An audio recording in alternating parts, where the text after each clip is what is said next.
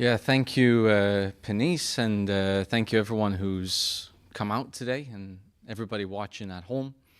I want to start with a quote. It's a quote from the Roman historian Tacitus, although it wasn't actually his quote, but it was a quote that he noted down from one of the enemies of Rome at the time. And what that individual said was, to ravage, to slaughter, to usurp under false titles, they call that empire. And where they make a desert, they call it peace. Now, I think there's a pretty profound idea here. Essentially, that when any nation goes to war, it always presents its aims in very noble terms. You know, this is a war for peace, this is a war for human rights, and so on and so forth. But when we actually look at what they're doing, what it really is nothing else but barbarism. And the reason I invoke that, obviously this was from Roman times, but I think it applies entirely to the situation that we're seeing in the Middle East today. Just to recap where we are, I'm sure everyone here has been following this situation closely. But on July 13th, Israel launched an unprovoked attack on Iran. The last count that I saw had just north of 600 people dead inside of Iran. A significant number of those people are civilians. A significant number are women and children. They say they're not, or they're not hitting civilian infrastructure, that they're only targeting military infrastructure. This is a complete and total lie. Just a few days ago, they launched a missile at the public broadcaster in Iran. It's mostly civilians that work at that facility. And at any given time, you have hundreds, if not thousands, of people who would have been working in that facility. So no, they are targeting civilians, or they're targeting military infrastructure, but they don't care who they kill when they send in these missiles. The United States knew about this attack in advance. This has now been established. It's also been established that the United States provided intelligence to Israel in the lead up to this attack and to allow them to facilitate this attack. And they've continued to support Israel throughout its bombardment over the past week. I would also add, it's not just the United States that has taken this position, but all of the major Western imperialist powers, which have effectively made excuses for Israel in this situation. That includes all of the major European leaders, and that includes our own esteemed Prime Minister, Mark Carney, who just a week ago issued a statement after the attack calling for de-escalation in the region. They always like to use that word, de-escalation.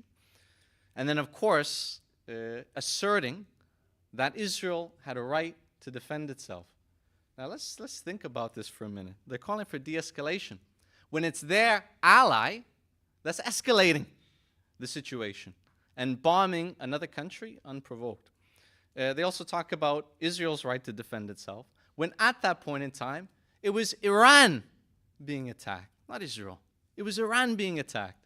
You know, it's a bit like, to use an analogy, if you have two kids on the playground, and one of the kids viciously beats the other within an inch of his life, and then, you know, the mother comes in, and then instead of lecturing the assaulter, lectures the kid who's been beaten up and say, hey, listen, he has a right to defend himself. This is essentially what's happening here in this situation. It's utter and total hypocrisy. Iran obviously retaliated, which I would also add is its right under international law even to respond. You know, they talk about Israel has a right to defend itself. Well, I would say also Iran has a right to defend itself, doesn't it? It doesn't just apply to Israel. Iran also has a right to defend itself. Let's not Forget that. And we've had a number of people killed, obviously, in Israel, which obviously we don't celebrate that, but these are the facts. Trump has most recently said that he's going to take 2 weeks to consider whether or not the United States will enter the war. Now, we'll discuss this in a bit, but I think this is an open question at this point in time. Although, just to say, if the United States were to enter this war, it would represent a massive escalation of the current conflict. And you have the possibility for a war in the region, the likes of which we haven't seen arguably in a generation. You know, what you saw in Syria, what you saw in Lebanon, will look like child's play compared to what could happen in Iran, which is a major country with a significant population, significant military at its disposal. So we have a bloodbath potentially being prepared. Anyway, I'm not going to recount all the facts and figures because I'm sure you're following it yourself. But the reason why we're here today, the question is, why is this happening?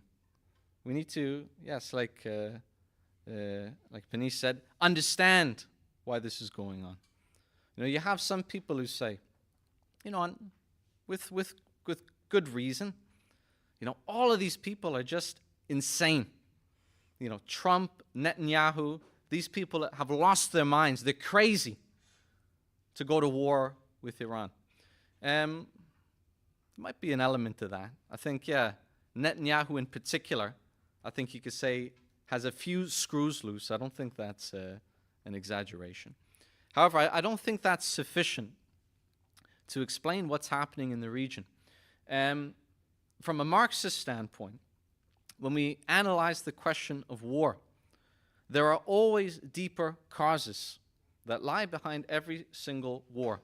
There are always interests involved in every single war, and it's our task to identify those interests, find the thread, and through that gain a deeper understanding of the issues. You know, Clausewitz once said, you know, the great military strategist, that war is a continuation of politics by other means. And I think this is a very apt description and useful to understanding what's going on. The first thing I would say, in terms of what are the reasons for this war, I actually think it's better to start with the negative. What are not the reasons for this war? Because there's been a whole lot of talk from Netanyahu, from the United States, and so on. You know, they often say, you know, the first casualty of war is always the truth. You know, wars are always accompanied by a vast, you know, Niagara Falls worth of lies, always. You see this in the Russia-Ukraine conflict as well. And I have to say, as far as liars go, you'd be hard-pressed to find any bigger liar on this earth than Benjamin Netanyahu. So we have to look very, very carefully at what he's saying. What is he saying? He said that they've needed to go to war in order to stop Iran from developing a nuclear bomb. You know, this is something they've said. What are the facts here? What are the facts here? The fact is that every serious piece of intelligence has suggested that Iran has no interest at this time, or any time before that for that matter, in developing nuclear weapons. Every single serious piece of intelligence. That includes, by the way, the US's own intelligence. You had a report of the CIA back in March, which came to that conclusion, and I think another report just a few days ago. You had the International Atomic Energy Agency, which came out just a few days ago and said the same thing, that Iran has no interest at this time and has made no moves to develop nuclear weapons at this stage. The only source of that claim is Israel, the only one, and you won't find it anywhere else. This is quite telling. Netanyahu has been talking about Iran developing a nuclear bomb since I've been alive, which I'm 29 years old. So that's a very long period of time. By the way, he said the same thing about Iraq. You remember that? Before the invasion. He was the one pushing for, they've got weapons of mass destruction. Well, guess what? They didn't have weapons of mass destruction at all. It was a big lie. And he's lying again. No big surprise. Also, let's think about the hypocrisy here. Iran doesn't have nuclear weapons, but Israel does. In fact, Israel is the only power in the region that has a massive cache of nuclear weapons. Of course, they don't admit to it publicly. Oh, and by the way, this whole complaint, they said, oh, well, Iran was withholding documents from the International Atomic Energy Agency. Israel doesn't even allow their inspectors into the country to inspect theirs. And yet they have the gall to accuse Iran of doing something which is its sovereign right, I would say, as a nation, to develop nuclear technology. It's just a stinking hypocrisy from beginning to end. Also, if they didn't have an argument for building a bomb before, they have a major incentive to develop the bomb now, of course. And in fact, it's not just me saying that. That's actually the conclusion of the U.S.'s intelligence. I actually came across, I think it was today, an article in the New York Times, which is quoting a number of intelligence officials. And it says, senior U.S. intelligence officials said that Iranian leaders were likely to shift toward producing a bomb if the American military attacked the Iranian uranium enrichment site at Fordow, or if Israel killed Iran's supreme leader. In other words, yeah, they'll develop a bomb if you attack them. This is the conclusion of U.S. intelligence. There you have it from the horse's mouth. Another argument, that Iran is the biggest supporter of terror in the Middle East. Oh, isn't that interesting claim? Now, let me be the first to say, we're not supporters of the Iranian regime. And yes, it's perfectly true that the Iranian regime has committed all kinds of atrocities, particularly against the Iranian working class. This is perfectly true. But let me also say, there's atrocities, and then there's atrocities.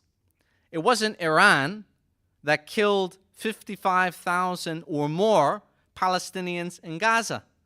Oh, and by the way, they want to talk about atomic bombs. You remember that minister in the Israeli government who said, I know how we can deal with the problem in Gaza by dropping a nuclear bomb on Gaza. You remember that? And then they say that the Iranians are reckless when it comes to, no, don't give me a break. Give me a break. This is ridiculous. Wasn't Iran that invaded Iraq in 2003, killing hundreds of thousands of people, leading to the creation of ISIS? It wasn't Iran that bombed Libya, and now you see the barbarism in that country. No, the greatest source of terror in the Middle East is Israel and the United States. In fact, you want to stop terror in the Middle East, you shouldn't be talking about regime change in Iran. You should be talking about regime change in Tel Aviv and in Washington if you truly want to stop terror in the Middle East. So now give me a break that Iran is the main source of terror. This is ridiculous.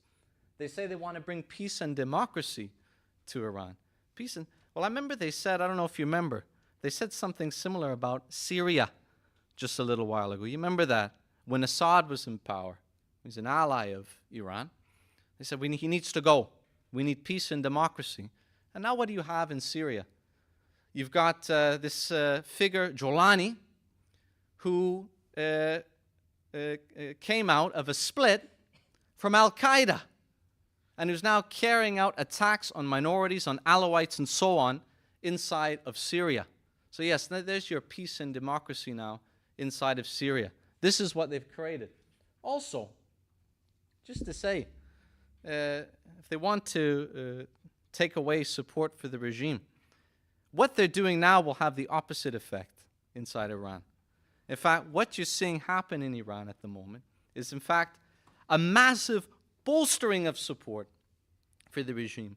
And I don't think it's hard to see why. If you want to win friends and influence people, usually, You don't achieve that by dropping bombs on them, generally speaking. This is not how you do it. So you've seen a massive bolstering of support, of course, because people want to defend their country. How could they not? How could they not? In fact, I came across another interesting quote. This one is from a worker in Iran. This was quoted in the Financial Times, I think, from 2 days ago. And this is what she had to say. She's a private sector worker. She says, "I'm no fan of the Islamic Republic, but it's now time to show solidarity for Iran. Trump and Netanyahu say evacuate, as if they care about our health. How can a city of 10 million people evacuate? It's a good question. My husband and I are not going to pave the ground for them. Let them kill us." That's what she says. So this is, I think, gives you a taste of the mood that's being created in Iran at this stage. Now, what's really going on here? What's really going on here? The fact is we have to look deeper to understand what's happening in the region. And I think we have to look at Israel and the US separately, because I'd say their interests are aligned in a way, but not completely. And I think there's some nuances there that we need to explore. I want to start with Israel, because I think with Israel it's a bit more clear-cut. And I would say with Israel there's two main reasons why Netanyahu provoked this war when he did. One of them is political. The other, you could say, is more strategic in nature. But starting with the political reasons. Obviously, Israel attacked Iran on June 13th. But the day before, on June 12th, it wasn't covered as widely in the media. His government almost collapsed. And I would add, it's not the first time that his government almost collapsed. I think it was a debate in the Israeli parliament over drafting of ultra-Orthodox Jews into the IDF, which almost led to the collapse of his government. I'm sure you all know Benjamin Netanyahu is a crook. He's accused with very serious charges of corruption inside of Israel, which he's immune from, effectively, as long as he remains in office. So in other words, the longer he remains in power, the longer he remains out of jail. You also have in Israel extremist elements that are propping up the government, figures like Ben Gvir, Smotrich, who are openly calling for genocide, war with Iran, and so on and so forth. He needs these elements on side in order to essentially keep his government in power. And obviously they're in support of a war with Iran. I would also add that Benjamin Netanyahu, it's worth remembering, before this week, was massively unpopular inside of Israel. You would have seen these demos that have been happening over the past few months. Very low in the opinion polls. This war, though, is a very useful tool for him at this moment in time. Because what it effectively allows him to do is to use this war as a distraction, to manipulate public opinion, and to create this kind of rally around the flag effect inside of Israel, which I would say has been successful for the moment. You have, for example, the example of Benny Gantz, who you might remember. He was, I believe, the defense minister in Netanyahu's government. He resigned from the cabinet. But he came out the other day loudly supporting Netanyahu, supporting the war against Iran. And I believe the quote he gave was, listen, when it comes to this war, there's no left and right. There's only right and wrong. And we are right. This is what he said, this brave opposition politician. He's essentially fallen in line behind Netanyahu. I would say it's also had an effect on the public. I saw an opinion poll just today, which shows that Likud's level of support, Netanyahu's party, is now at the level that it was on October 7th. So it shot up, this rally around the flag effect. It has had an effect. Although I would say that this is a temporary phenomena. It always is. But nonetheless, it's had an effect. And it's effectively united a good part of the population behind Netanyahu for this moment. I'd also add that, actually no, I'll skip that, because running up for time. But yeah, I mentioned that there's also strategic reasons for this war. And not just with Netanyahu, but the entire Israeli ruling class. I would say that Israel, what it wants, what the Israeli ruling class wants, is to be the only significant economic and military power in the region. Iran is a major obstacle to that objective, because Iran is it's not a small country. It's a significant country with a population 10 times the size of Israel, with a rich history, centuries old, with a basis in industry, a strong working class, obviously a nuclear program as well. You do have the potential there for Iran to eventually emerge as a power in the region, which obviously Israel does not want. Also, on the question of nuclear weapons, like I said, Iran, all the evidence suggests they're not developing nuclear weapons at this stage. Although I will say, they do have high levels of uranium enrichment. In Iran, it's about 60%, which is well above the level that you would typically use for civilian nuclear energy.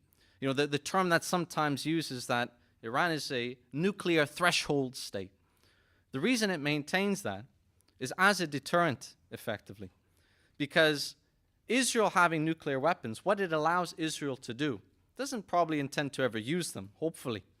But it acts as an incredible way to kind of muscle your way around the Middle East. Because if anyone ever screws with you, you can say, well, listen, we have nuclear weapons, so do what we say. Iran having a significant level of uranium enrichment allows it to push back to a certain extent, which the Israeli ruling class is not happy about. So there's also, I would say, strategic reasons for knocking out Iran's nuclear enrichment program and, in fact, just reducing its strength as a power overall in the region to allow Israel to dominate the region. The problem with this, though, on the question of nuclear enrichment, Israel, all reports suggest, does not have the capability of destroying by force Iranians' nuclear enrichment by itself. You have a number of facilities all across the country, centrifuges, uranium, and so on. The most important of which is located in Fordo, which is, I believe, south of Tehran. It's a facility which is about half a mile deep underground. It's buried beneath a mountain. And there's only one weapon in the world, one conventional weapon in the world, that can take it out. It's the, I wrote the name down, the GBU-57, which is a 30,000 pound bomb. Sorry, 30,000 pound bomb. A bunker buster, I think is the term they use. It's actually so heavy that the only plane that can carry it is only one in the world, which is the B-2 bomber, because the thing is so damn heavy. The only country in the world that has either the B-2 bomber or this bunker buster bomb is the United States. And effectively, the United States is the only country with the real capability of taking out the Fordo facility, which helps to explain why Israel is doing everything in its power to drag the United States into this conflict, to effectively destroy the facility and to place Israel in an advantageous position. Now, that comes to the U.S. What is the position of the United States in this conflict? I think it's a bit more complicated than with Israel. First, I would say that the United States has played a reprehensible and reactionary role, not just in this current conflict, but in all the decades before. That if it weren't for the backing of the United States for Israel, it wouldn't have the license to act with the kind of impunity that it does in the Middle East. They do that because they've got their big brother behind them. They've got the U.S., they've got Uncle Sam behind them. The U.S. supplies about 70% of Israel's weapons. They give them diplomatic support in the United Nations and other forums. They give them intelligence. They give them lots and lots of money, which, by the way, is the U.S. taxpayer who's paying for that. That's money that could be used for other things, but it's going to kill children in Gaza and Iran and so on and so forth. So the U.S. has played a reprehensible role. And this is why we say that the U.S. is still the most reactionary force on planet Earth today. And that will remain the case, I think, for a period. On the question of joining the war, though, I'm sure everyone has noticed it's been very erratic, Trump. You know, the other day he issued an ultimatum to the Iranians, which was promptly rejected. Then he came back with, he called it an ultimate ultimatum, which I didn't know you could do that. This was also rejected. They asked him the other day if he's going to bomb Fordo. He said, I may do it, or I may not do it. It's a very, very confusing policy, to be honest. You know, a lot of people, I think, you know, I've heard them say, you know, I wish I could get into this guy's head to see what the hell what's he thinking about? What's he considering? Although, to be honest, even if such a thing were possible, I don't think it would bring you any closer to the truth. Because he doesn't know what he's going to do. He doesn't know what's going on. I think, to be honest, he's found himself in a little bit of a pickle. I think it helps to ask, what in general is the United States trying to achieve in a general sense in terms of its foreign policy? I think, first of all, in terms of Iran, I think we can say the United States does want a deal with Iran. The reason why it wants a deal is primarily to pull Iran away from the influence of countries like China, countries like Russia. Just China, for example, has started doing a significant business with Iran in the last period. I think the figure is something like 50% of China's oil passes through the Strait of Hormuz, which is obviously a key waterway adjacent to Iran. So there are important economic ties. There are important military ties with Russia. Obviously, Iran sends the attack drones, which Russia has used in the war, and so on and so forth. The United States would like to pull Iran away from that influence. It would also like to leave Iran weak, ideally, and maintain its alliance with Israel. That would mean not allowing Iran to have any nuclear enrichment whatsoever. And this is essentially where the United States has stayed in terms of its demands. I would also say that an additional focus of the United States is that as much as possible, they want to avoid long, protracted wars in certain regions, in particular Europe, in particular the Middle East, and focus as much as possible the bulk of their military assets in the Pacific, which would obviously be focused on China, which is the main strategic rival of the United States. These are the broad aims, you could say, of Trump. The problem right now with the situation is that these aims are effectively conflicting with one another. And it's also a problem, you could say, with Trump, that I think Trump had this idea that because he worked in real estate in New York City, that you could take that same approach to world politics and, you know, get deals, right, with the Iranians, with whoever. That may work with some things. You know, it seems like it's been somewhat effective with some of these trade deals. But it doesn't work with complicated questions like world politics, Israel, Palestine, Iran.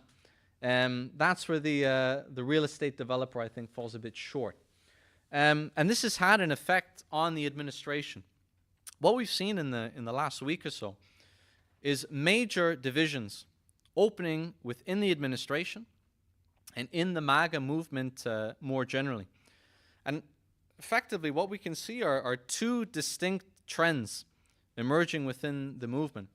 On the one hand, you have essentially the old Washington elite, if you like. You know, some people say, you know, the neocons, these people who want to go to war with every single country all the time. You know, you have figures like Lindsey Graham, for example, who's in the U.S. Senate. He's I think a apt representative, if you like, of this tendency. And this tendency is very enthusiastic about entering war with Iran, of going to war with Iran. The main reason for them is really questions of prestige from the standpoint of U.S. imperialism. That, in other words, Trump has gone too far, and if he backs down now, it's going to look incredibly weak and make the United States look incredibly weak. Whereas what they want to do is to project power on a world stage, to send a message to countries like China and so on and so forth that U.S. imperialism is still the big cop on the block. This is essentially the argument of this neocon wing. But on the other hand, you've had a new wing open up, which you could say is effectively an isolationist wing, if you like. And you have figures like Tucker Carlson, Marjorie Taylor Greene, what's his name, Charlie Kirk, Tulsi Gabbard, who's actually the head of the CIA at the moment, and other figures who have emerged, who have argued from a very different point of view. Obviously still in the interests of United States capitalism, but their perspective has been one of, we don't want to get tied down in the Middle East. We need to focus our efforts on the domestic front and also focus it on China. So you also have some noise coming out from this wing as well. I think Tucker Carlson has probably been the most interesting. I don't know if people remember watching Tucker Carlson a few years ago. His views have obviously still a Trump supporter, still a reactionary, but his views have evolved on Russia and on this question. I don't know if anyone's seen this now viral interview that he's done with Ted Cruz, where they debate a number of questions, including Ted Cruz's support for regime change in Iran. I didn't watch the whole thing. It's very amusing. I'd encourage you to watch it. It's very, very interesting. He calls him a neocon to his face, and so on and so forth. It's very, very interesting. I never thought I'd be cheering for Tucker Carlson, but I was in a weird position where I was like, yeah, he's right on this point. He's right on that point. But it's a very interesting development. But what we can say about these two wings is that, in a way, they're both right, and in a way, they're both wrong in terms of defending the long-term interests of U.S. imperialism. The problem is that U.S. imperialism and Trump is effectively in an impossible situation at this moment in time. You also have serious divisions within Trump's supporters, and I think this is maybe even more important. Think about it. Trump, on the campaign, promised an end to forever wars. He promised America first. He promised a massive reduction to the cost of living. This is not going to happen. And actually, this war, if the United States enters, will have a massive effect on driving up the cost of living in the United States, driving up inflation. Something like, again, I mentioned the Strait of Hormuz, something like a third of seabound oil passes through that strait. But Iran has said, if the United States enters the war, they'll mine the Strait of Hormuz, and not a single tanker will pass through it. What effect is that going to have on inflation? What effect is that going to have on gas prices? Not a good one. And this is going to have an effect on Trump's supporters at a certain stage. Now, it's hard to predict what Trump will do next.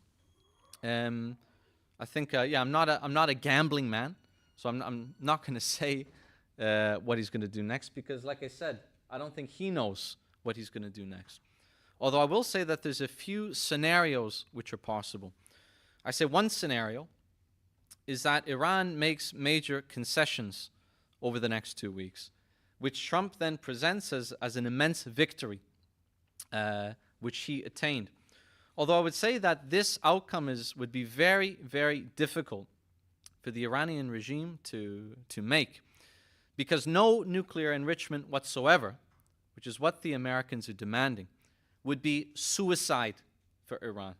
Because essentially the only deterrent that they have against Israel would be gone. And also, the Iranian regime, they say they're crazy maniacs. No, in fact, they're very intelligent. They're very intelligent, absolutely. They know this won't be the end. Once Israel gets rid of the nuclear enrichment, they're going to go after other things. They're going to go after the ballistic missiles probably next, because Israel doesn't feel safe, so we need to get rid of the ballistic missiles. and then it will be something else. There'll be no end to it. And the Iranian regime is fully aware. So this creates some difficulties on this front. I think another scenario is that Trump does carry out an attack on Fordo, tries to destroy the facility, and then, and then effectively tries to, oh, got some turkey bacon club stuck. Yeah, don't need that, Tim Hortons. Thank you. What was I saying? Yeah, the second scenario, that Trump does make a strike on Fordo, tries to destroy the facility, but then essentially stops there and tries not to allow the war to deepen further. I think there is some precedent here. I think insofar as Trump has a foreign policy doctrine, you can say his approach has been, hitting hard and fast and then pulling back. This he's done a few times now. You saw this with the assassination of Soleimani, where again it was an incredibly provocative attack by the United States, but then they withdrew. You also saw this with the bombing of Syria, which I believe was in 2017, when they fired a number of missiles into Syria. Again, a very fierce attack, and then a withdrawal. But there's also a few problems with this. I think the first problem is that bombing Fordo is not a guarantee of its destruction, that this is an incredibly reinforced facility. I was actually reading one article that says it would take more than one of these bombs, and not only that, but they would have to hit in the exact same area multiple times in order to effectively destroy the facility. So this is not guaranteed. Also, it's not the only location of Iran's nuclear enrichment, of its uranium. It's spread across the country, some of which are in secret locations, which they don't know the location of. And they also have the know-how. Yes, they killed all of these nuclear scientists, but the knowledge is there amongst Iran's intellectual class. And even if they destroy every last piece of the nuclear enrichment program, it can be rebuilt in time. So even this is not a guarantee. And it runs the risk of deepening this conflict. Because if the United States gets involved in a serious way, then there is a serious risk of retaliation by Iran against U.S. military assets. And Iran, let me say this, it's not Hamas and it's not Hezbollah. It's a large nation with an advanced military apparatus, with a large cache of ballistic missiles, and in close proximity, I would add, to a large number of U.S. military assets and bases in the region. Bases in Qatar, UAE, Iraq, Syria, and so on and so forth, all of which Iran can hit, and quite effectively. This is the prospect for the United States. Essentially, the United States has a situation where they're damned if they do, and they're damned if they don't, which I think explains to a certain degree the paralysis and the kind of erratic nature of Trump in the last period. He doesn't know which way to move. And this is going to have, in any case scenario, a profound impact on the region, a profound impact on ordinary people, and in particular on the people of Iran, however this situation plays out. But just to conclude, obviously there's much more we can say. I just want to end on the effect that this will have on consciousness, because I think this is an important element which can't be ignored. Obviously, it's going to have a massive impact on consciousness throughout the Middle East, in Iran, in Lebanon, in Palestine, and so on and so forth. But I would also add, and we shouldn't forget, that this war will also, at a certain stage, have an effect on consciousness inside of the United States. And this is very important. Every poll I've seen shows that a clear majority of Americans are opposed to this war, whether they're Democrats or whether they're Republicans. In fact, I saw a very interesting poll just about a few days ago, which shows that probably for the first time ever, over 50% of Republicans under the age of 50 do not support Israel, which that's probably the first time that's ever happened in American history. This is a very, very profound shift in the situation. These are probably the Tucker Carlson kids who have taken this view, to be honest. I think it's honestly symptomatic of a deeper process that's taking place in the American working class. Why did these people vote for Trump? They voted for Trump, again, for an end to the forever wars, for America first, to a massive increase in wages, a massive increase to the cost of living, a massive reduction in inflation, and so on and so forth. They didn't vote for a war with Iran. And I think there's going to be a significant layer within the United States that's going to see this as a massive betrayal. I think, this is how Tucker Carlson probably feels. He honestly seems a bit disappointed when you listen to him. He genuinely really liked Trump. And you can tell, it's almost, you can almost see the sadness in his eye. But I think this is maybe a feeling that many Americans are feeling at the moment. I would also add that this process also extends to Canada, although in a different way. Many people voted for Mark Carney in the last election. Many people thought he was the lesser evil, that he was the better option than Pierre Poilievre. He even made some positive steps. In fact, it was totally performative. But on Israel, you saw this statement they issued with, I believe it was Britain and France, where they offered some mild criticism of Israel. Of course, they didn't do absolutely anything to actually change their support for Israel. But nonetheless, they issued a very nice statement. They actually sanctioned two of the ministers, Ben-Gvir and Smotrich. This was, I think, a couple of weeks ago. But now look at the situation. I think people will realize that everything that Carney said, all of these statements and half-hearted measures, was all just a load of crap. It was all just a bunch of hot air. And fundamentally, Carney represents the exact same thing that Trudeau did before him and Harper did before him. In other words, they all carry out this policy, which is defending the interests of Canadian imperialism at any cost whatsoever. This is going to create a massive mood of anger in the next period, especially amongst the youth. And you can already feel it. I don't know, going out to some of these protests, there's going to be a big one on Sunday, which I hope you can all make it out to. But you can feel the anger at these people who are literally, dragging the world into a bloodbath in order to stay in power. How else can you describe it? Netanyahu is willing to shed the lives of hundreds of thousands of people so he can stay out of prison. This is what this war is about.